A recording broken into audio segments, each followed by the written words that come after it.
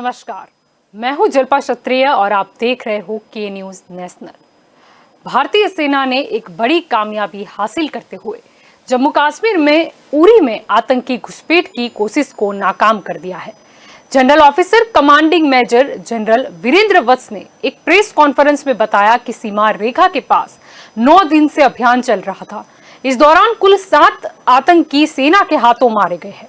General Virendra ने आगे ये भी बताया कि यह अभियान 18 सितंबर को शुरू किया गया था, जब गश्त लगाते समय सेना को सीमा रेखा के पास घुसपैठ की आशंका हुई थी। इन आतंकियों के पास से AK सीरीज के 7 हथियार, 9 पिस्तौल और रिवॉल्वर और सबसे ज्यादा 80 से भी ज्यादा ग्रेनेड बरामद हुए हैं। इसके साथ ही इनके पास से पाकिस्तानी करेंसी भी बरामद हुई है। तो दूसरी और रिपोर्ट के मुताबिक पिछले महीने चीन के सैनिकों ने उत्तराखंड में घुसपैठ करने के बाद भारतीय इंफ्रास्ट्रक्चर को तोड़ डाला था। स्थिति से वाकिफ अधिकारियों के मुताबिक ये घटना 30 अगस्त की है, जब 100 से भी ज्यादा चीन के सैनिक भारतीय सीमा में घुस आए थे। यानी कुल मिलाकर अब जरूरत और आन पड़ी है कि आतंक को और ज्यादा अच्छे तरीके से उन पर प्रहार किया जाए, क्योंकि एक तरफ पाकिस्तान है, एक तरफ चीन है और अब अफगानिस्तान जिस पर तालिबान का कब्जा है, वो भी कहीं ना कहीं इससे पीछे नहीं नजर आ रहे हैं। तो यही हमारा आज का चर्चा का विषय है और हमारे साथ इस चर्चा में जुड़ चुके हैं भाजपा की ओर से संजीव पंचोली हमारे साथ जुड़ चुके हैं, रक्षा विशेषज्ञ ललित रावल हमारे साथ जुड़ चुके हैं, राजनीतिक विशेषज्ञ योगेश चुड़गर भी हमारे साथ जुड़ चुके हैं और रक्षा विशेषज्ञ उत्पल वोरा भी हमारे साथ जुड़ चुके हैं। आप सभी का स्वागत है के न्यूज में। शुरुआत आपसे करना चाहूंगी, उत्पल जी क्या कहना चाहेंगे? अगर बात करें तो 10 दिनों में आतंकी घुसपैठ की 3 साजिशें हुई, जो साजिशों को आखिरकार जवानों ने नाकाम तो कर दिया, 7 आतंकियों को ठार भी कर दिया, लेकिन फिर भी ये घुसपैठी की जो घटना है वो काफी गंभीर है। जल्पा, आपकी बात बिल्कुल सही है, ये काफी गंभीर बात है और एट द सेम टाइम ये कोई नई बात भी नहीं है। पाकिस्तान जितना बौखला गया हुआ है, उतना ही अभी ज्यादा अपना रिलेवेंस के लिए वो अपने एग्जिस्टेंस के लिए और अपने आप को ऐसा दिखाने के लिए कि आप कुछ भी कर लीजिए, लेकिन मैं ये काम अपना चालू करूंगा और चालू रखूंगा। तो इस तरह की जो एक मेंटालिटी है जो, और उसको जो इंटरनेशनल बढ़ावा मिल रहा है, ना कोई कंडेमनेशन कर रहा है पाकिस्तान को और पाकिस्तान की हरकत को, या पाकिस्तान चाइना के जो नक्सस उभर रहा है और अफगान तालिबान के अंदर जो उनका गाइडेंस और ISI का फुल फ्लेज कोऑपरेशन और कोऑर्डिनेशन मिल रहा है, फिर भी कोई इंटरनेशनल कंडेमनेशन नहीं हो रहा है, तो ऑब्वियसली पाकिस्तान का हौसला बढ़ रहा है। और Pakistan whether we like it और नॉट, इट्स ए फैक्ट कि अफगानिस्तान का जो दाव है वो पाकिस्तान के जेब में गया हुआ है। We have to accept that fact, but at the same time we also have to react and make sure कि जो मोमेंटरली और टेम्परली जो पाकिस्तान को एडवांटेज हुआ है, that we have to offset it, we have to nullify it, and if necessary we will retribute Pakistan the way we want it, at a place and time of our own choosing and in the scale that we want it to retribute Pakistan.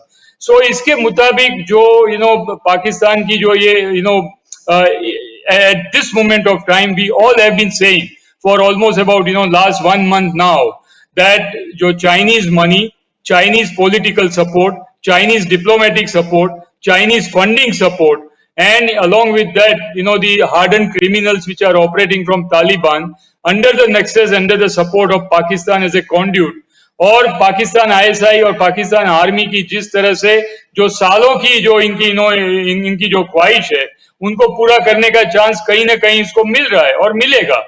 और एक बात हमें ये भी ध्यान रखना चाहिए कि honourable prime minister Modi when he visited the United States and had a 1-to-1 meeting with Vice President Kamala Harris and also with the US administration and Mr. Joe Biden, and the manner in which and the language that has been used in the Indo-US joint statement and in a joint statement of the Quad, that also has gone against Pakistan, and the kind of support that India got in the UN General Assembly and the way our young lady Miss Neha Dubey reacted to Imran Khan's I would say absolutely out of place statement, which as a prime minister level he should not have got involved in such kind of things, but he still chose to do it under the orders of ISI and the Pakistan army. So therefore, after that they had to react some way. And the best way to do it is to create some kind of a situation like this, whereby they can convey the message to the world that look, this is the internal problem of India and this is internal JR. But they are not understanding, and they should know the words spoken by Miss Neha Dubey, the representative in the UN General Assembly, that Jammu and Kashmir was, is, and will remain forever the integral part of India. So therefore, they should forget about it. They should not be in the illusion, and they should not do any kind of daydreaming that they can do anything in Pakistan at this moment of time. Our counter-infiltration greed is so strong, and the intelligence inputs are also now so thriving that now they cannot create that kind of situation. But I've always said that now having achieved this, we must move one step forward, and based on the intelligence, we should start taking preemptive action to neutralize or nullify the launch pads from where these kind of efforts are being launched against India's and India's interests. So it is in our Afghanistan is our strategic backyard. I've always said that. And in Afghanistan, and in our strategic backyard of Afghanistan, whether we like it or not, no one is going to come to help us. We have to stand on our own feet, and we have to take certain, neutralizing action. And we have to strengthen up our forces. So what you have said, Jalpa, is absolutely true. एक तरफ से China, एक तरफ से Pakistan, they both are in collusion. Now they have also got the additional help of Afghanistan and Afghan Taliban, which will also be supported by ISI, Lashkar-e-Toiba, Jaish-e-Mohammed, Harkatul Ansar, Huji, and also probably ISIS. So we don't know at this moment of time as to how ISIS will start playing its game, but we have to be fully prepared about it. And like today's the topic for discussion regarding Chinese infrastructure, I would like to highlight little later in the second round of discussion as to how Chinese infrastructure, we must not take it lightly, but we have to view it with a great concern for the national security measures. And that when you ask me the question, I will dwell that into detail. जी जी, आपकी ओर आना चाहूंगी संजीव जी। अगर Uri sector की बात करें, जिधर घुसपैठी का प्रयास किया गया, नाकाम कोशिश थी आतंकवादियों की अगर हम बात करें, लेकिन प्रश्न ये भी है कि चिंता का विषय कि गोला बारूद जो है वो भारी मात्रा में बरामद भी हुआ, पाकिस्तानी करेंसी भी मिली आई। अब जो एक आतंकी जिंदा पकड़ा गया है वो पाकिस्तान का रहने वाला बताया गया है, और उसकी जो जानकारी मिली है कि वो लश्कर-ए-तैयबा के साथ उसका संबंध रहा है, यानी कि कहीं ना कहीं ये वही इफेक्ट नजर आ रही है। पहले भी एक रिपोर्ट सामने आई थी कि कहीं ना कहीं तालिबानियों ने जिस तरीके से अफगानिस्तान पर कब्जा किया है, इसके बाद आतंकवाद की जो प्रवृत्ति है उसमें और ज्यादा बढ़ावा देखने को मिल सकता है। और अगर 10 दिनों की बात कर ले तो कहीं ना कहीं हम वो फेस भी कर रहे हैं। क्या कहना चाहोगे? देखिए, उरी क्षेत्र में पहले भी हम सर्जिकल स्ट्राइक कर चुके हैं, और हम जानते हैं कि जो पीओके बॉर्डर जो इलाका है वो काफी डेंस फॉरेस्ट है, और उरी क्षेत्र में आज की तारीख में भी ये इन लोगों के आतंकवादियों के अड्डे चल रहे हैं, क्योंकि जिस हिसाब से पाकिस्तान अभी अफगानिस्तान से मिले है और तालिबान की सरकार है, तो अफगानिस्तान तालिबान की सरकार होने की वजह से पाकिस्तान काफी अभी जोश में है कि भाई हम लोग इसको बढ़ावा दे सकेंगे। तो इस हिसाब से अभी माननीय मोदी जी ने भी एक स्टेटमेंट दिया था संयुक्त राष्ट्र की मीटिंग में कि भाई अभी हमारा मुद्दा जो रहेगा वो अफगानिस्तान, आतंकवाद और कोरोना रहेगा। तो संयुक्त राष्ट्र की मीटिंग में उन्होंने ये बात कही थी। तो कहीं ना कहीं पर पाकिस्तान और चाइना, क्योंकि चाइना भी इन लोगों का बैकडोर सपोर्ट है। जैसे हम देखने जाए तो उत्पल जी ने कहा कि मैं सेकंड दौर में बात करूंगा, पर चाइना का जो कॉरिडोर है, उनके हाईवेज है, उनके हाईवेज G219, G3012, G315, वो पूरे हाईवेज जो है वो पाकिस्तान, वो चाइना से निकलते हुए अपना तिब्बत की बॉर्डर पर होते हुए अपना लेह लद्दाख, लद्दाख जो है वहां से मानसरोवर लेक से टच होकर, लद्दाख से टच होकर वो काजाकिस्तान, पाकिस्तान और अफगानिस्तान तक जाता है। तो उन लोगों के पास चाइना के पास पूरा रोडवे इंफ्रास्ट्रक्चर तैयार है। और अभी जिस हिसाब से पहले भी उरी सेक्टर में ही काफी घुसपैठी और काफी आतंकवादी प्रवृत्ति, उनके कैंप्स, उनकी सब एक्टिविटीज चल रही है, और ये हम लोगों के लिए भी काफी वो मुश्किल है क्योंकि वो काफी डेंस फॉरेस्ट है और वहीं से पीओके बॉर्डर से पाकिस्तान का रास्ता अच्छा है।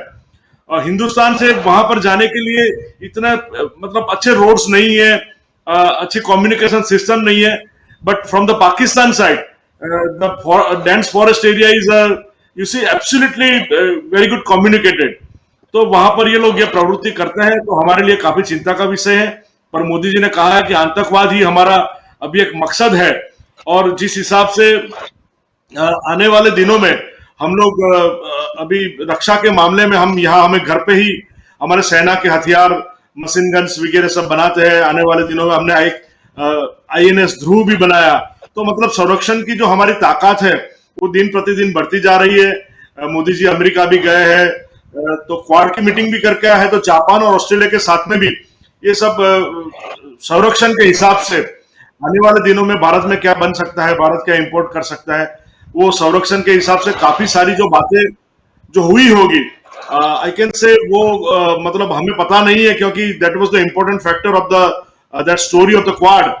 तो उससे चीन भी थोड़ा धुआं हो गया है, और इसी हिसाब से चीन ने अपने 50,000 सैन्य, ड्रोन वगैरह सरहद पर रख दिए हैं। तो कुल मिलाकर ये देखा जा सकता है कि भाई हमें काफी वॉच रखना पड़ेगा, घुसपैठियों हमारे देश में ना आ जाए, और उनके जो पैतरे कर रहे हैं, जो मतलब वो लोग जो आतंकवाद फैलाने का कार्य हिंदुस्तान में करने जा रहे हैं, उस पर हमें बड़ी गौर तरीके से, बड़ी सख्ताई से हमें उन पर नजर रखना चाहिए, ये मेरा कहना है। जी बिल्कुल।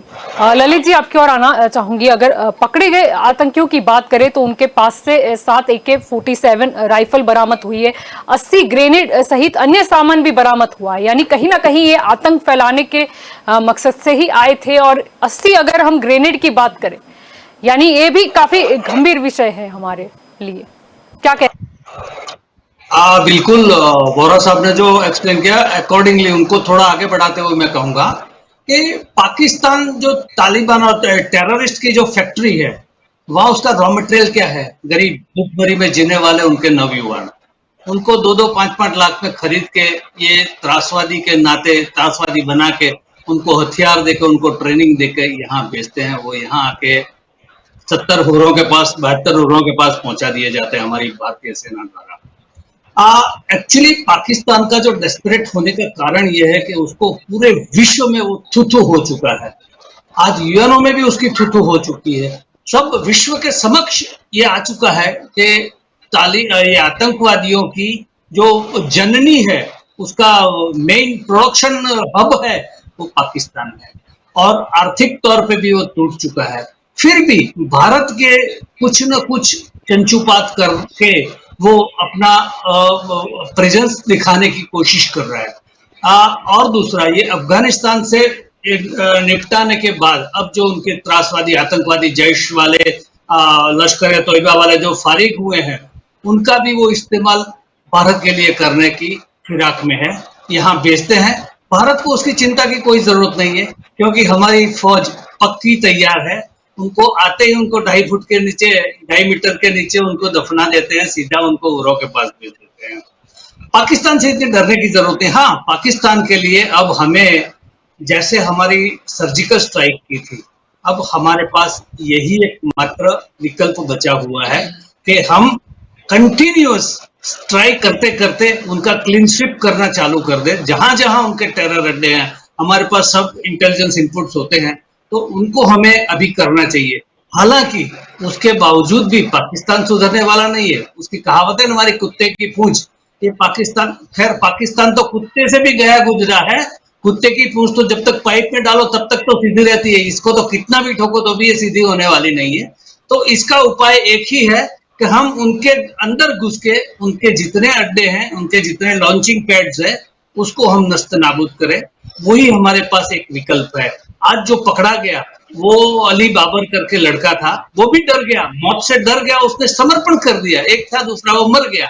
तो वो समर्पण करने वाले से हमने काफी जानकारियां हासिल की है, हमारे पास है, इंट्रोगेशन चल रहा है। उसके का वो उसकी साबिती हो चुकी है। उसके हथियारों में काफी हथियार लेके आया था बंदा, सारे 7 तो AK-47 थी, 9 पिस्टल्स थे, 70 से 80 जैसे ग्रेनेड थे, और चॉकलेट्स, हाँ, पाकिस्तानी करेंसी सबके साथ, तो उनको वेल इक्विप्ड करके उनको बेचते हैं यहाँ। अगर घुस गया अंदर तो कुछ ना कुछ करेगा, नहीं तो हुरों के पास तो भारतीय फौज बेच देगी। ये इनकी गिनती ऐसी होती है। पाकिस्तान से इतना डरने की जरूरत नहीं है। हाँ, जो आपने चाइना का भी ये विषय चर्चा में लिया है, उसके ऊपर हमें पक्का ध्यान रखने की जरूरत है, क्योंकि LAC के ऊपर जो चाइना ने प्रिपरेशन चालू किया है, अभी मेरे ख्याल से 50,000 और उसने ट्रुप्स उनको स्टेशन किए हैं। वो ट्रुप्स के लिए उसने लगभग 8 जगह पे उसने मॉड्यूलर टेंट्स बनाए हैं, मॉड्यूलर टेंट्स, जिसमें उनके जवानों को एकोमोडेट कर सके, ये किया है। वहां ड्रोन किया है, वहां उन्होंने एयर स्ट्रिप्स भी बनाई है, और दूसरा एयर डिफेंस की एक सिस्टम आती है S-400 रशिया की है, उसको भी उसने 2 जगह मेरे ख्याल से स्टेशन किया है। तो वो चीज हम एक्चुअली ये डिफेंसिव जो सिस्टम है वो 400 किलोमीटर तक इवन एयरक्राफ्ट को तोड़ सकती है। तो दैट वे हमारे लिए थोड़ा चिंता का विषय थोड़ा सा है। बाकी हमारी भी भारतीय फौज की भी प्रिपरेशन इतनी ही प्रमाण में उपयुक्त है और उसको उत्तर देने में सक्षम है। हमारा रोड इंफ्रास्ट्रक्चर, हमारे ब्रिजेस, कैनल्स, हमारा सब कुछ, हमारा सप्लाई सिस्टम पक्का परफेक्ट किया हुआ है। हमारे एयरक्राफ्ट भी वहां स्टेशन किए, हमारे AN-32, हमारे ग्लोब मास्टर्स है, हमारे चिनूक हेलीकॉप्टर्स है, तो सब कुछ वेल इक्विप्ड किया हुआ है। तो हमें उस हिसाब से भी कोई ज्यादा डरने की जरूरत है। हाँ, हमारे प्रिपरेशन की चिंता हमें करते रहना चाहिए और हमारी नजर हमेशा उनके ऊपर गड़ाए रखना चाहिए। पाकिस्तान जैसे मच्छर की हमें कोई चिंता करने की आवश्यकता नहीं है। पाकिस्तान को मिटाना हमारे लिए 48 घंटे 48 आवर्स का काम है। 48 आवर्स में हम उसको नेस्तनाबूद कर सकते हैं। बिल्कुल।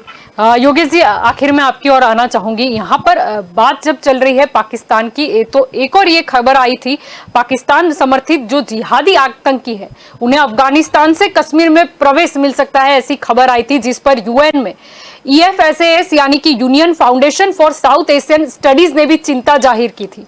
यानी कहीं ना कहीं अफगानिस्तान की अगर अब बात करें, तालिबान के कब्जे के बाद जो रिपोर्ट आई थी कि यहाँ से कहीं ना कहीं भारत को खतरा है, यहाँ से आतंकी जो है वो घुसपैठ कर सकते हैं, यानी लगता है कि चेतने की जरूरत तो है ही अब। चलपा जी, आपने बात की पाकिस्तान के बारे में, तो यही सोचना है कि पाकिस्तान 1947 से कुछ न कुछ करने का सोच रहा है। 3 बार युद्ध में हार गए, उनके पाकिस्तान के 2 टुकड़े हो गए, फिर भी उनको अकल नहीं आती है। कारगिल में भी हारे, हमारे माननीय लाल बहादुर शास्त्री के समय 65 में भी वो हारे, और इंदिरा जी ने तो इतना किया था कि अबाउट 98,000 प्रिजनर ऑफ वॉर उनको वापस भेजा था। ये सब होने के बाद भी पाकिस्तान के पास कुछ काम नहीं है। उसके पास न तो कोई अच्छी इंडस्ट्री है, न तो अपने पैर पर खड़े होने की ताकत है। अभी तक अमेरिका की मदद से वो लोग अपना गुजारा कर रहे थे। अभी अमेरिका ने अपने माननीय मोदी जी के आने के बाद अमेरिका ने उसके तेवर कुछ कड़क किए, तो अभी चाइना की मदद ले रहे। वो किसी न किसी पर डिपेंडेंट है, वो एक पॉलिटिकल बात है। लेकिन आज उनको ज्यादा फोर्स मिला है अफगानिस्तान की ओर से। अफगानिस्तान में इंडिया का सपोर्ट पहले बहुत अच्छा था, लेकिन ये तालिबान का जो अभी घटना बनी उसके कारण पाकिस्तान को कुछ न कुछ सपोर्ट मिला है। जो आतंकवाद का एपिसेंटर है पाकिस्तान, उसको अफगानिस्तान में तालिबानी सिस्टम से कुछ न कुछ सपोर्ट मिला है। अभी भविष्य में क्या होगा कि उनके पास अगर तालिबान के हिसाब से आतंकवाद का जोर ज्यादा बढ़ेगा और उनको अपने भारत पर हमला करने का वो तो उनकी हिम्मत नहीं है, लेकिन ऐसे छोटे छोटे आतंकवादी भेजकर कुछ न कुछ हमारी सिस्टम को डिस्टर्ब कर रहे हैं। जैसे ललित जी ने बताया, ऐसे ये जो उनके एपिसेंटर है उसके पर अभी सर्जिकल स्ट्राइक हमने की, वैसी स्ट्राइक अभी करनी चाहिए और भी करनी चाहिए, और उनको कमर तोड़ जवाब देना चाहिए, तभी ये पाकिस्तान सुधरेगा। नहीं तो ये तो 47 से आज 2021 तक यही चलता रहा है और उनके पास है नहीं। उनका राष्ट्रीय मुद्दा अगर जो कोई है तो वो कश्मीर है, वो भी हमारे मोदी जी ने और अमित शाह जी ने उसका छीन लिया, तो अभी वो बेबस हो गए क्या करना क्या नहीं। इसलिए ये आतंकवाद की सिस्टम से ये लोग कर रहे हैं। कल जो रिपोर्ट आया उसमें जो आतंकवादी उसको ठार किया गया उसमें से 2 को जीता लाइव उनको पकड़ा गया। जैसे ललित जी ने बताया वैसे उनके पास से बहुत ज्यादा इंफॉर्मेशन हमको मिलेगी और वो कैसे चल रहे हैं वो तो हमको हमारे इंटेलिजेंस के ओर से तो मिलता है, लेकिन इसके पास से भी फ्रॉम हॉर्सेस माउथ ऐसी स्टोरी मिलेगी। तो ये अभी जैसे ललित जी ने बताया पाकिस्तान की चिंता करने की जरूरत नहीं है, लेकिन हमको सावध रहने की ज्यादा जरूरत है और वो लोग क्या कर रहे हैं वो अभी देखना है। और तालिबान का फैक्टर आने से अभी पाकिस्तान के साथ अपना रिलेशन कैसा करना पड़ेगा वो भी एक चिंता का विषय है। जी बिल्कुल। उत्पल जी आपकी ओर आना चाहूंगी। अगर खबरों के अनुसार ध्यान दिया जाए, एक तस्वीर भी सामने आई थी कि चीन ने अपने सैनिकों के लिए नए शेल्टर भी बनाए हैं। ऐसा कहा जा रहा है कि जो 8 अग्रिम मोर्चे हैं वहां पर नए कंटेनर आधारित ठिकानों का उसने निर्माण किया है और इसके अलावा LAC के पास नई हवाई पट्टी भी बनाई है। उसके अलावा हेलीपैड बनाया है। S-400 मिसाइल सिस्टम भी उसने तैनात रखा है। यानी कहीं ना कहीं करनी और कथनी में फर्क होता है। उस तरीके की ही बात है कि पहले बात होती है फेस टू फेस शांतिपूर्ण तरीके से पीछे हटने की, लेकिन फिर तैयारी की जाती है कि कैसे ज्यादा समय तक सरहद पर डटा जाए। You are absolutely right. पर आपने जो भी कुछ बताया है और पहले भी जो हमारे ऑनर्ड पैनलिस्ट ने जो भी चाइना के बारे में और उसकी एक्टिविटीज के बारे में बताया, those are tactical details. Please understand, and we have to make it very clear to our viewers also that these tactical details between the two nations, they don't matter. It is the matter of a local commander, and local commanders, they always take orders from in a democratic setup from a political leadership. Therefore, those are two different things, and I would like to explain slightly in detail. Give me a little time on this. That whatever China is doing, it is signaling to India. And whatever China has done, there behind that, there is a strategic interest involved in that. When in that strategic interest, it is very clear that, like what you said, that from Katni or Karni mein kyon fark hai? That whatever the bilateral talks at military level or diplomatic level or politico-military diplomatic level was taking place, it has failed. And it is not going forward anywhere. But on the other side, you look at that in the Pangong Tso Lake also on the both the banks, whatever disagreement was agreed upon, that is also stalled. Gogra and Hot Spring and Depsang is totally going out of control. In Doklam, they are already out to make a proper village under the pretext of the civil construction, like what you said is the helipad, air bases, air defense systems, and in the fabricated tents are being built. The ammunition depots and ammunition dumps are being built. So therefore, China from one side, please make it very clear that there is will never be a situation where there will be an all-out war between China and India. Because two nuclear nations never go to war. They are not, the political leaderships are not immature. And there is no question of an all-out war. Even a medium level war probably is unthinkable. And it is not on the interest either of China or either of India. We have to emerge as a regional power. We have to emerge as a credible economy. And for that, it does not suit India to go to war at this moment of time. So therefore, we have to, we have to work to a certain strategic plan. And that strategic plan of China is to tie you down on the entire eastern sector. That is Ladakh, Uttaranchal, Arunachal Pradesh and Sikkim. 3,488 kilometers of the LAC. Now when they do that, they are making a very strategic signal to you that I am serious in taking on to you. And when they do that, whether like it or not, willy-nilly, you have to react to that. And like what we have discussed, that India has also inducted state-of-the-art weapon systems, sensors, your capability, upgradation, and in addition to that, 50,000 troops and various other issues. And that leads you to what? Your bifurcating of resources from the from the POK, COK, and in the western sector and northwestern sector. Your main objective, which was there, is now slightly watered down. And it is with that reference China is telling you that I'll be here even in the in the harsh winter time.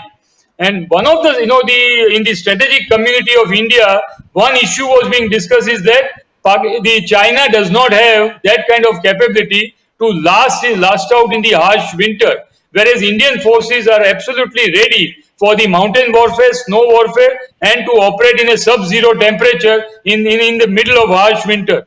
That is exactly what China is doing. He is rotating the troops, giving them the exposure, preparing them winter ready, preparing them to operate for the snow warfare and the mountain warfare, and therefore is almost creating like a mountain strike corps. So, please understand that, once you are tied down on your eastern sector, somewhere or the other, your capability to fight a two-front warfare, is watered down. And now, see the implications. From one side, they were already supporting the Afghan Taliban government, and they're preparing Pakistan to create this kind of a situation where Pakistan becomes a conduit for their strategic plans. And that they've achieved. Whether we like it or not, if you have strategic bent of mind, you will appreciate all these things. And the what I would like to highlight, Jalpa, is that mere the Zingoism doesn't play out. War is not fought on jazbat or in emotions. You cannot run over Pakistan in 48 hours. It's out of question. Pakistan is a nuclear armed country. And again, what is the relation between or dynamics between China and India that plays also with India and Pakistan. What I'm trying to say is that the panelists are absolutely right. It is easier to retribute. It is easier to punish Pakistan. And we don't have to worry about Pakistan because we have the capability. But same thing is not applicable with China because it's an equal fight. And therefore, if you give them a bloody nose, we will also get a bloody nose, for which we are prepared. We are, if required, if contingency demands, we are not going to, wet our trousers. We will face them with a broad face and a broad chest. And therefore, China is not going to succeed. But what is China wanting is not there whether India or China succeeds. It is that they want to tie you down wholeheartedly in that sector. And it will have a financial implication on India. When you have a long haul winter, year after year, you are committing financially, strategically, politically, diplomatically, and militarily.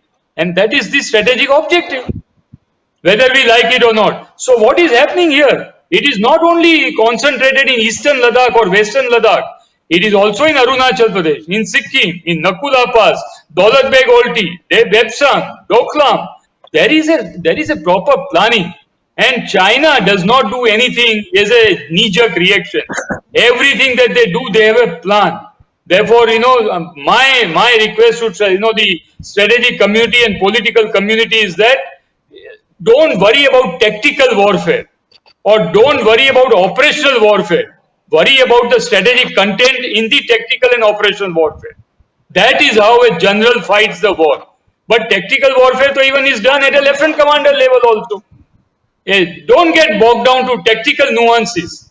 Look at the strategic signaling a great nation like China is doing. And then I'm purposely using this word, great nation like China, because I'm a professional military officer. I never take my opponents lightly. I give them the due credence and then go into the war and then defeat them. That is the beauty of a good general or a good admiral or a good senior officer.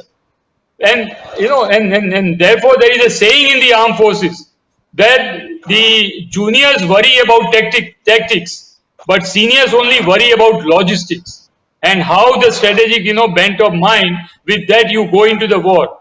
You may lose battle here and there. It is of no consequence whatsoever. But you have to win the war. Winning a war is totally different than losing a battle. And that is how we have to take on China and China-Pakistan Naxals. And now the infrastructure what China-Pakistan is creating. There is nothing to worry. We are also at it. We are also advancing. We are also modernizing roads, bridges, tunnels. We have also positioned our forces.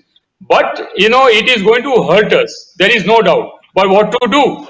National security comes first.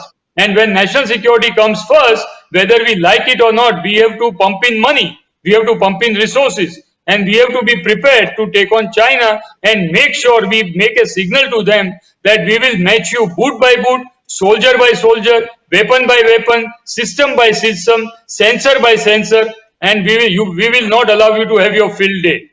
But it's a long haul. Please mark my words. It's a long haul, and that is exactly what China wants you to do, and we have to be prepared for it. We can have a detailed discussion on this. It's a very good topic that you have selected. We can go on and on this, and we can come out, in various strategic objectives, which emerge out of that. And that needs to be discussed. Not some terrorist is caught with 48 rifles and pistols and some grenades and all that. It does not make a difference to us. We can take care of such tactical requirement at any time of the day. We can punish Pakistan. We can उनकी 40 चौकीज उड़ा देंगे, but उससे होगा क्या? Nothing will happen. Will the ground reality change by punishing Pakistan? Pakistan is embarked upon proxy war for last 4 decades. A small country like Pakistan, which is smaller than even a state of Uttar Pradesh, is giving us sleepless nights. Why? It is because of nuclear dimension. It is because no country in the world is ready to condemn Pakistan. आपको पता होगा Jalpa that just 15 days back or maybe 20 days back, the Foreign Secretary of United States and the Foreign Secretary of UK, they both were in Islamabad, and they were shaking hands with Shah Mohammad Qureshi, the Foreign Minister of Pakistan. And what was the statement issued? The statement issued was that we appreciate the work put in by Pakistan in solving the issue of Afghanistan. And Mr. Joe Biden has publicly in United General Assembly, they have stated very clearly, Americans have very clearly stated, as far as we are concerned or as far as USA is concerned, we are done with Afghanistan. We have nothing to do with Afghan terrorism. Afghan terrorism is the problem of Afghan Taliban. And therefore I tell you again and again that don't get involved in tactical warfare. Look at and start understanding the strategic signaling that world superpowers they give you by such kind of statements. In diplomacy, what is said is not important. What is not said is important. What is underneath the table is more important. And that you must have the heart to read those kind of signaling. And that is necessary. जी जी बिल्कुल। संजीव जी आपकी ओर आना चाहूंगी। अगर बात कर रहे हम चीन की, तो एक तस्वीर सामने आई थी जहां पर चीन ने जो उसके पुराने मौजूदा ठिकाने हैं उसके अलावा भी नए ठिकाने खड़े करे हैं। और इसी बीच एक रिपोर्ट भी ये भी सामने आई थी कि अगर बात करें हम 30 अगस्त की, तो वहां पर उत्तराखंड की बात करें तो 100 जितने जो चीनी सैनिक है वो वहां पर आए थे, उन्होंने पुल को भी ध्वस्त किया था। और उसके बाद जहां तक हमारी टीम वहां पर पहुंची तब तक वो वहां से निकल चुके थे। और ये जो इलाका है वो जो असैनिकृत कहा जाता है, यानी कि जहां पर सेना तैनात नहीं होती। देखिए जलपाजी, अभी चाइना की जो मोडस ऑपरेंडी है वो देखने जाए तो पाकिस्तान का एक तरह से दोस्त बन चुका है, और हमारे साथ भी मतलब वो अनबनाव तो नहीं करना चाहता। पर अभी एक मामला ऐसा हो गया है वर्ल्ड में कि भाई सुपर पावर आने वाले दिनों में कौन बनेगा। देखिए ये I can say this is a war between, previously that was a war between the Russia and the America. Nowadays China is going a step ahead, so there is a war between nowadays to become a superpower nowadays between China and USA. तो जिस हिसाब से China अपनी सड़कें बना रहा है, जिस हिसाब से वो नई हवाई पट्टी बना रहा है, जिस हिसाब से वो अपना शस्त्र सरंजाम हमारे बॉर्डर पर खड़ा कर रहा है, उस हिसाब से क्योंकि हम अमेरिका के साथ में अभी हमारा we are now little bit closer to USA, क्योंकि आतंकवाद के खिलाफ अमेरिका ने एक मिशन किया है। उन्होंने बताया था जब उन्होंने अफगानिस्तान वैकेंट किया था तब बताया था कि वी हैव जस्ट इवैक्यूएटेड, पर हमारा बदला बाकी रहेगा। तो अभी ये जो मामला हो गया है, ये जो लड़ाई है वो एक गुमान की लड़ाई है, एक अभिमान की लड़ाई है। चाइना ऐसा समझता है कि पूरे वर्ल्ड में अभी वो बिजनेस में नंबर 1 हो गया, क्योंकि जितनी भी छोटी छोटी चीजें हैं पूरी दुनिया में, क्योंकि हम भी जितनी चीज खरीदते हैं इलेक्ट्रॉनिक्स या कोई भी चीज, छोटी मोटी प्लास्टिक की सारी मतलब छोटी से छोटी चीज, तो 70-80% चीज are they almost are made in China, not own in India. If you go to the Dubai, you buy it is from China. You go to the USA, it is from China. तो everywhere the entire world पर जो business की जो हुकूमत है आज की तारीख में, मतलब जिस हिसाब से चाइना ने अपना बिजनेस का एक बड़ा एक महकम बनाया है पूरे विश्व में, उस हिसाब से उसे लग रहा है कि भाई we can be the super power, और उसके पास उस हिसाब से पैसे भी आए। अगर हम देखने जाए तो once you have been to China तो आपको पता चलेगा कि how develop country they are never less than USA, क्योंकि उनकी जो रेलवे लाइन्स है, उनके रोड रास्ते, the way the people are living, the standard of the people, and nowadays they are in each and every business. हमारे गणपति की मूर्ति भी China से बन के आती है, ईच एंड एवरीथिंग। मतलब जो भी चीज पूरे वर्ल्ड के मार्केट में डंप होती है, हमारे कोई भी एक नई गाड़ी आई तो उसकी एसेसरीज पूरी निकल के चाइना चली जाती है, दूसरे दिन वो वाया थाईलैंड इंडियन मार्केट में आ जाता है। तो मतलब जो चाइना का अभी ये जो हमारे इंडिया पर दबाव देने का कि भाई वो हमारे साथ वैसे बिगाड़ेगा नहीं, बट वो हमें डरा रहा है कि भाई you see America is not only super power, we are also a very good super power. तो मतलब ये जो लड़ाई अब बन गई है, ये एक सोच की लड़ाई है, एक गुमान की लड़ाई है। तो हमें चाइना से भी इतना ही चौकन्ना रहना पड़ेगा, क्योंकि कोई भी, जैसे उत्पल जी ने कहा कि each and every country have a nuclear power, तो कोई भी कंट्री जो है वो बड़ा युद्ध नहीं चाहेगा, क्योंकि न्यूक्लियर पावर सबके पास है। Even though we can have a lot of missiles, we can finish the anything in the world. Pakistan का कोई भी शहर में हम इंडिया में बैठकर हम उसको तबाह कर सकते हैं, पर वो नहीं होना है, क्योंकि छोटी छोटी हरकतें पाकिस्तान में हिंदुस्तान के आवाम की, मतलब जो छोटी छोटी हरकतें कर ये आतंकवादी की घुसपैठी कर ये छोटे छोटे कारनामे कर ये हिंदुस्तान का दिमाग बिगाड़ रहा है। वैसे भी चाइना हमारे पर उनका रोड का नेटवर्क है, उनका शस्त्र सरंजाम है, ड्रोन है, उनकी टेक्निकलिटीज है, वो सब डालकर हमारे पर दबाव डाल रहा है। जैसे देखिए अभी चाइना का जो प्रशांत महासागर में उसकी एक पकड़ थी, तो वो हमारे जो क्वाड की मीटिंग हुई जापान, ऑस्ट्रेलिया और अमेरिका की, उस हिसाब से उसकी वो पकड़ कर हमारा आईएनएस ध्रुव अभी उधर है। तो मतलब अभी उसको ऐसा है कि भाई नहीं, मैं भी I am also super power country. तो it is now it is a question of ego. तो उसी तरफ से वो अपना पैसा ये शस्त्र सरंजाम, ये संरक्षण पर बर्बाद कर रहा है, और उसके साथ में हमें भी वो करने पर मजबूर कर रहा है। तो बात तो यही है कि हमें भी चौकन्ना रहना पड़ेगा, और पाकिस्तान की हर चीज को, मतलब छोटे जो युद्ध तो होने वाला नहीं है, ये जो छोटी छोटी जो हरकत है, उस हरकत को हमें किसी हिसाब से नामशेष करना है, और कतई भी हिंदुस्तान में आतंकवादी प्रवृत्ति न करे, क्योंकि अगर किसी देश में आतंकवादी प्रवृत्ति होती है तो हमारे निर्दोष नागरिक की जान गंवाते हैं। तो वो नहीं होना चाहिए, हमें चौकन्ना रहना चाहिए, ये बात जरूरी है, मैं ये समझता हूँ। ललित जी, आपकी ओर आना चाहूंगी।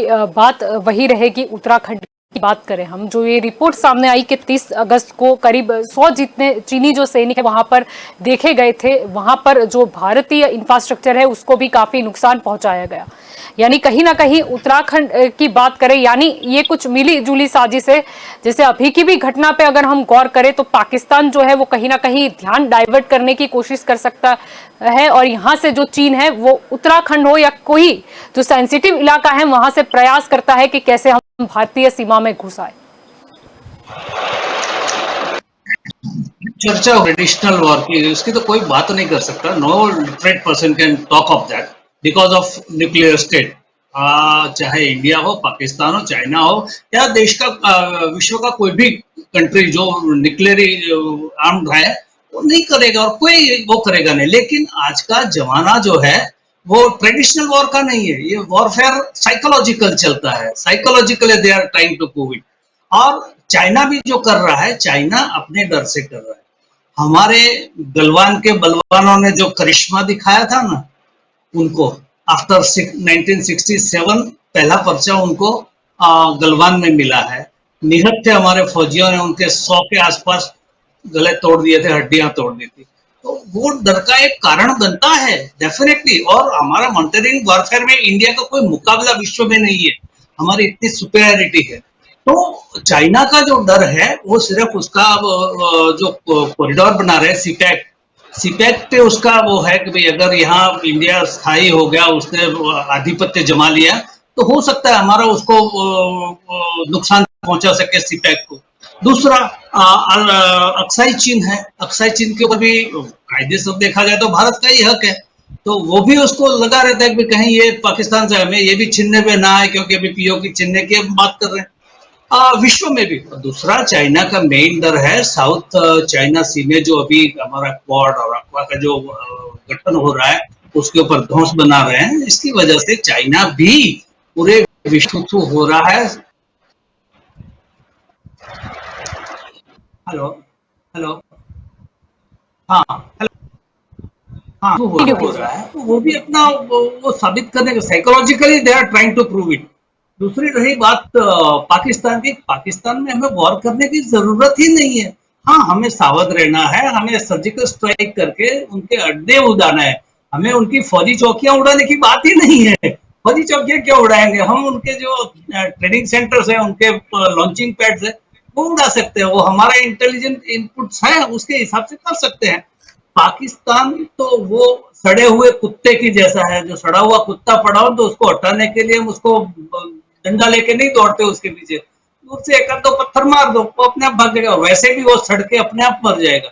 उसकी देखिए आर्थिक परिस्थिति ऐसी है कि पहले तो ये यूएई और सऊदी अरेबिया की जकात के नाम पे इनको भीख मिला जाती थी, भीख, वो भीख थी इनके लिए। अमेरिका की भीख मिलती थी, आईएमएफ से लोन मिलती थी, एफएटीएफ में से भी उनको फाइनेंस एड मिलती थी। अब सब जगह का उनका फाइनेंशियल हेल्प सब बंद हो गया है। कब तक करेंगे, कब तक जिएंगे? आजकल उनके पास रोटी के लाले पड़े हुए हैं, इलेक्ट्रिसिटी के लाले, केरोसिन के लाले पड़े हैं, तो हर तरफ से आर्थिक और सामरिक तौर पे खत्म हो चुका फेल स्टेट है, ये रोग स्टेट है। तो उसको हमें लड़ने की नौबत ही नहीं आएगी, वो अपने आप ही सड़ा हुआ अपने आप अपनी मौत मरेगा, और वो आप बहुत नजदीक के फ्यूचर में देखेंगे, बहुत उसकी प्रजा ही अंदर अंदर इतनी विद्रोह करेगी और अंदर अंदर ही लड़के सब मर जाएंगे। मतलब तब स्टेट के तौर पे वो खत्म हो जाएगा, मर जाएगा मतलब सब खत्म है, क्योंकि दूसरे कोई पैनल फिर उठाए हुए अंदर अंदर क्या कर, लेकिन वो स्टेट पूरा खत्म हो जाएगा। जी बिल्कुल। योगेश जी, आपकी ओर आना चाहूंगी। अगर हम चीन की बात करते हैं तो हमेशा चीन मौका ढूंढता रहता है ऐसे में किसी भी क्षेत्रीय इलाके पर अतिक्रमण कर दूं। अगर पिछले साल की बात करें तो सरहदी विस्तार पर तभी से ही तनावपूर्ण माहौल नजर आ रहा है, और अब जो रिपोर्ट आई है और जिस इलाके की बात हो रही है उत्तराखंड में, कि वहां पर चीनी जो सैनिक है वो घुस आए थे, वहां पर कुछ इंफ्रास्ट्रक्चर को नुकसान भी पहुंचाया गया। अब ये वही इलाका है जो 1962 में जहां से जंग के पहले हुई थी, इससे पहले वहां पर चीनी सैनिकों ने घुसपैठ की थी। अगर 1962 की बात करें, वही इलाका। हेलो हेलो अभी इंडिया जो है वो 1962 का नहीं है, इंडिया अभी 2021 का है। तो ये जो इंडिया की ताकत अभी बढ़ी है वो चाइना को मालूम है। 1962 में तो हिंदी चीनी भाई भाई करके हम लोगों ने जो भी किया उससे हमें बहुत नुकसान हुआ, आज तक वो नुकसान पूरा नहीं हो सका। फिर भी अभी चाइना जो कर रहा है, अब जैसे हमारे दो रक्षा विशेषज्ञों ने बताया, कोई वॉर तो नहीं होगी, लेकिन वो हमें इतना डरा रहा है, वो बॉर्डर पर कुछ न कुछ कर रहा है, कोई छोटा सा विलेज बना रहा है, कोई ब्रिज बना रहा है, कोई छोटा सा विलेज बना रहे, वो सब इसलिए कर रहा है कि हम लोग भी चौकन्ने रहे और उसमें बिजी रहे। और चाइना जो अभी वर्ल्ड पावर, सुपर पावर बनने की तैयारी में है, उसमें इंडिया की कंपटीशन नहीं होनी चाहिए, क्योंकि India is a very big market for the world.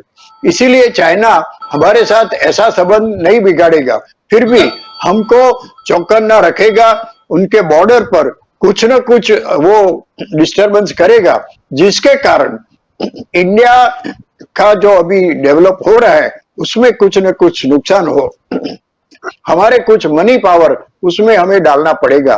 तो ये जो डिफेंस में अभी इंडिया के जो बजट है वो उसको बढ़ाना पड़ेगा। पाकिस्तान की बात एक है और चाइना की बात एक है। दूसरा, चाइना अभी क्या कर रहा है वो देखिए आप पॉलिटिकली। इंडिया के आजू बाजू जितने भी कंट्री है उसमें चाइना कुछ न कुछ अंदर जा रहा है। जैसे आप सिलोन की श्रीलंका की बात करो, वहां भी चाइना का अभी कुछ हो रहा है, वहां भी उन्होंने बहुत फाइनेंशियल हेल्प की है, उनके कुछ प्रोजेक्ट किए। पाकिस्तान को भी कर रहा है। अभी नेपाल का भी नंबर उसमें आ गया, भले वो नेपाल छोटा स्टेट है, फिर भी वहां भी कुछ न कुछ चाइना कर रहा है। तो इस तरह से चारों बाजू से इंडिया को घेरने का प्रयत्न हो रहा है। पहले पाकिस्तान और चाइना का इतना संबंध नहीं था, आज वो मैक्सिमम हाइट पर पहुंच गया है। तो ये इंडिया को चारों बाजू से घेर कर वो चाइना भारत को इस तरह से इस पोजीशन में ला रहा है कि उनको पाकिस्तान के साथ न तो वॉर करनी है, न चाइना से वॉर करनी है, फिर भी चौकन्ना रहना और उसके लिए सब तैयारी करना वो जरूरी हो गया है। एलएसी की बात हो या एलओसी की बात हो, पाकिस्तान और चीन जिस तरीके से भारत को घेरने का प्रयास कर रहा है, हमें भी ये देखना होगा। अगर हम दूसरे देशों की बात करें तो हम चीन और पाकिस्तान को भी कैसे पीछे से वहां पर हम उन्हें दबोच सके, क्योंकि पहले शायद अफगानिस्तान के साथ रिलेशन सुधारने का एक मकसद ये भी था कि कहीं ना कहीं अगर पाकिस्तान के साथ कुछ अनबन होती है तो कैसे वहां से भी हमें थोड़ा सा जो है हमारा मिलिट्री पावर यूज करने का मौका मिल सके। हेलो जी उत्पल जी। आपकी बात बिल्कुल सही है। Because what we have to understand is that कि जो इंडिया और चाइना के बीच में जो भी बॉर्डर है वो LAC है, that is line of actual control. That means that line you are actually controlling, but it was always not agreed upon by the either side, but it is not an LOC, it is not an IB, international boundary. Therefore, there was always a dispute. In dispute, and when it's not agreed upon, then now what China is doing by developing this kind of infrastructure and by putting his, the human power and the military resources, he is signaling to you is that I have occupied this. And therefore, I am not going to disengage from there. And if I do not disengage, you keep talking to me, whether 13 or 15 or 17 rounds of talk, continue doing it, but I will not disengage. Now, whether you go to war with me, or by forcibly disengage with me, or you make me disengage, from the position that I have occupied. If you don't do that, and if you continue to talk with that, power like China, willy-nilly you have accepted the new LAC has become new LOC. Please understand this. And when new LOC it becomes, that means it's willy-nilly line of control. It's a very dangerous situation. And this needs to be understood. Therefore, and therefore there is a certain motive behind it. It is not only that, China wants to tie you down. China wants to tie you down with the revised dynamics. And that dynamics is that he wants to control the LAC into LOC first. And then you never know that Xi Jinping is going to be in power till 2049, and Chinese strategy is always for a long term, and maybe in 2050, he will say that LOC is now my IB, international boundary. Therefore, forget about it. If China is already emerging as a great economic power, $22 trillion economy, knocking the doors of the United States, displacing US from number world power position, or a world giant power status, in any case, is going to be a reality by 2024. So now Russia having not been in that kind of situation, the new country that is, knocking the doors of the NATO country and the USA is China. So all this while, there were many, in this country, in the strategic community, everybody was saying that the Quad is the new panacea for checkmating China. But now that is also made very clear that Quad is not a military alliance. Quad has got no military motive. Quad is not a security, grouping. For that, they have created a new AUKUS. And that also will come into place, because by the time they supply the nuclear submarine to Australia, it will be nothing before 2035. It's a different matter that they can lease the submarine, the Los Angeles class or Virginia class submarine from US Navy, till the time their indigenously built nuclear submarine starts operating in South China Sea.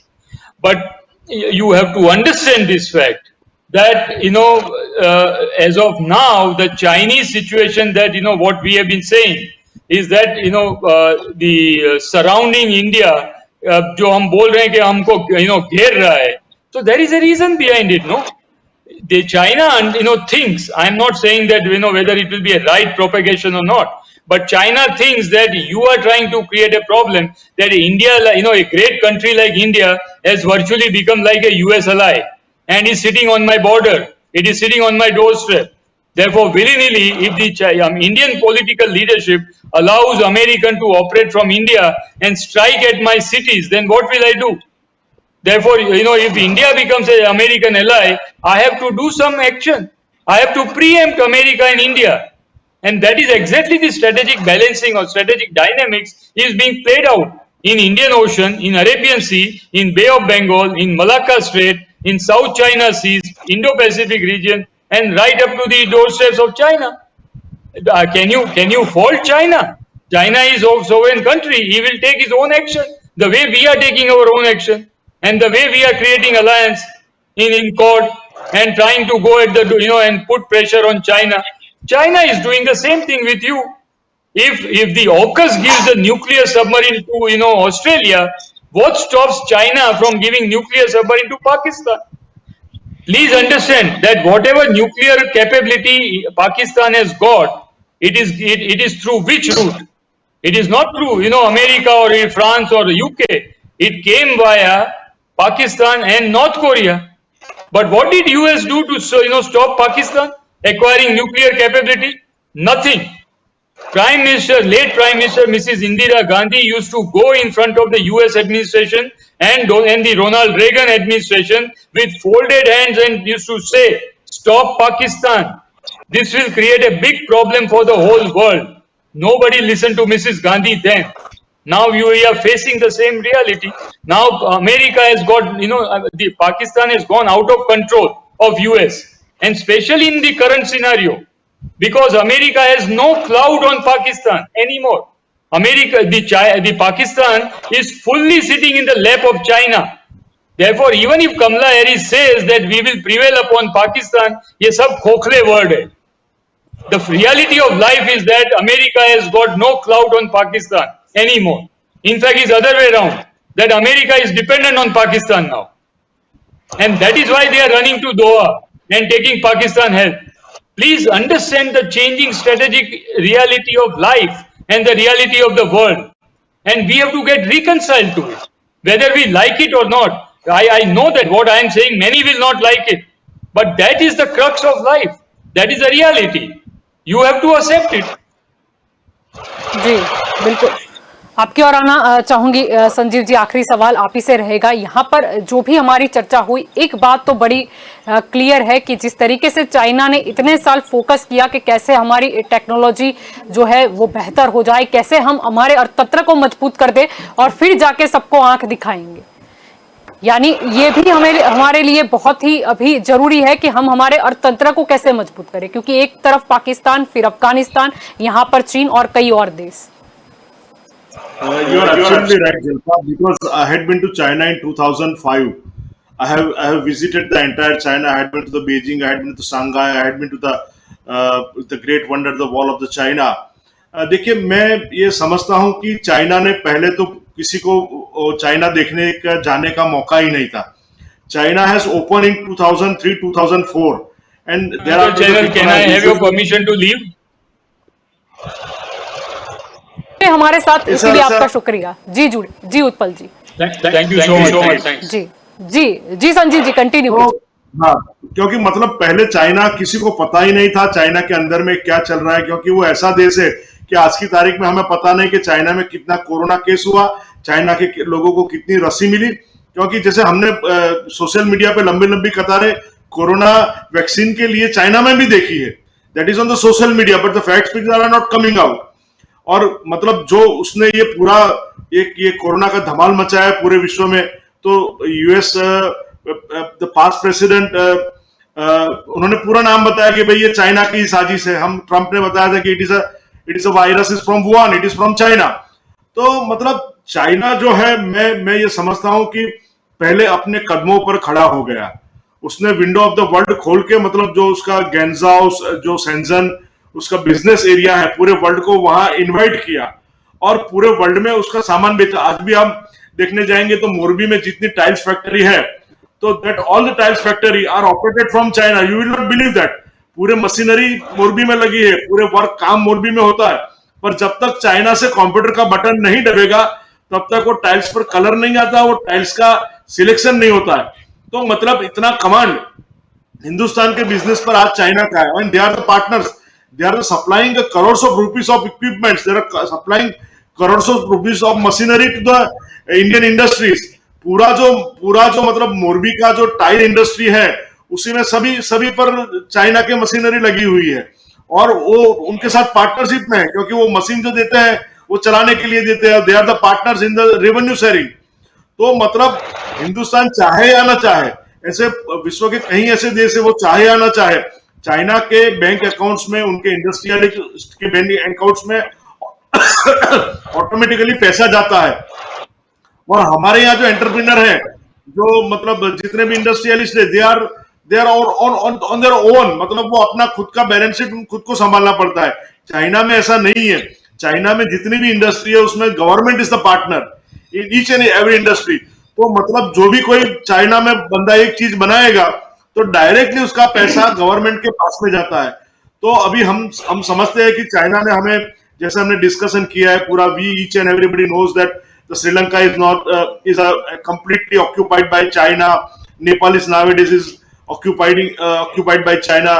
Tibet भी मतलब वही हाल हो रहा है. अफगानिस्तान, पाकिस्तान, मतलब ये पूरा हमने चारों तरफ से हम घिर चुके हैं. और अमेरिका हमसे कहीं मायने, मतलब they are very far from us.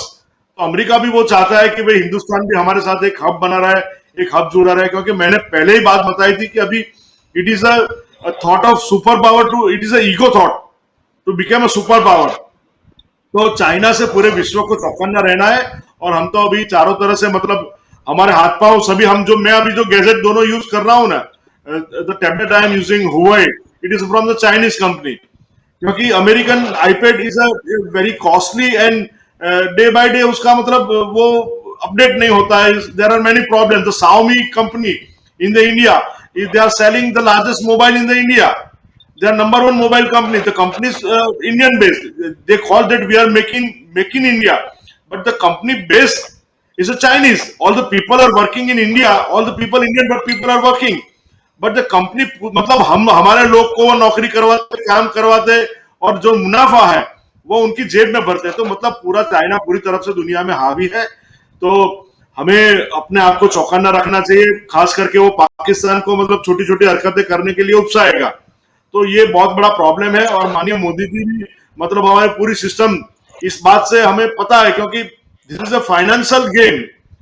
China ने जिस हिसाब से हमें पूरी तरह से घेर लिया है, केवल हमें, पूरे वर्ल्ड को घेर लिया है.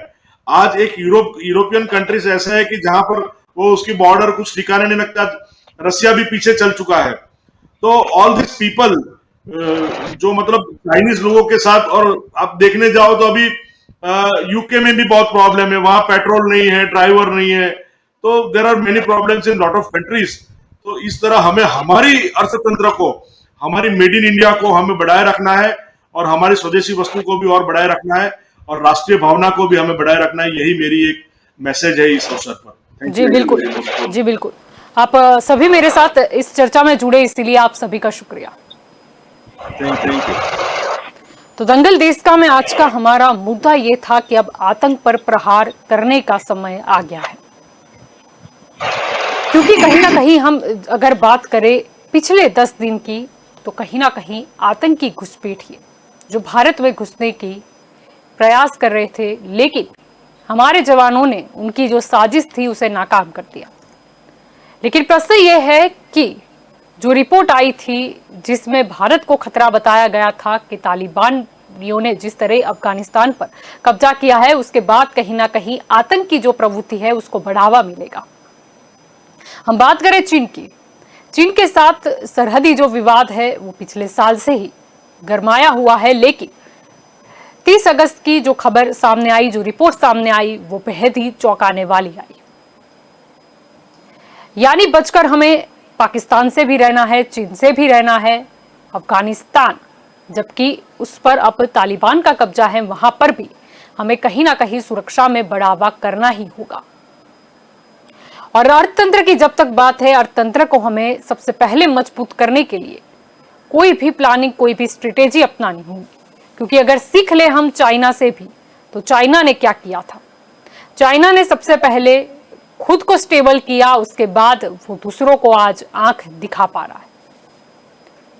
अच्छी चीजें हैं, उसे सीख भी लेना चाहिए। यानी हमें ये सीख लेना चाहिए कि हम खुद को कैसे आत्मनिर्भर बनाए, खुद को कैसे हम किसी और पर निर्भर ना रखें, ताकि हमारे देश के लिए भी अच्छा हो और साथ ही हमारे जो देश का आगे विकास है उसके लिए भी ये सहायक हो। तो दंगल देश का में अभी बस इतना ही। ज्यादा जानकारी के लिए आप जुड़े रहे के न्यूज के साथ। नमस्कार।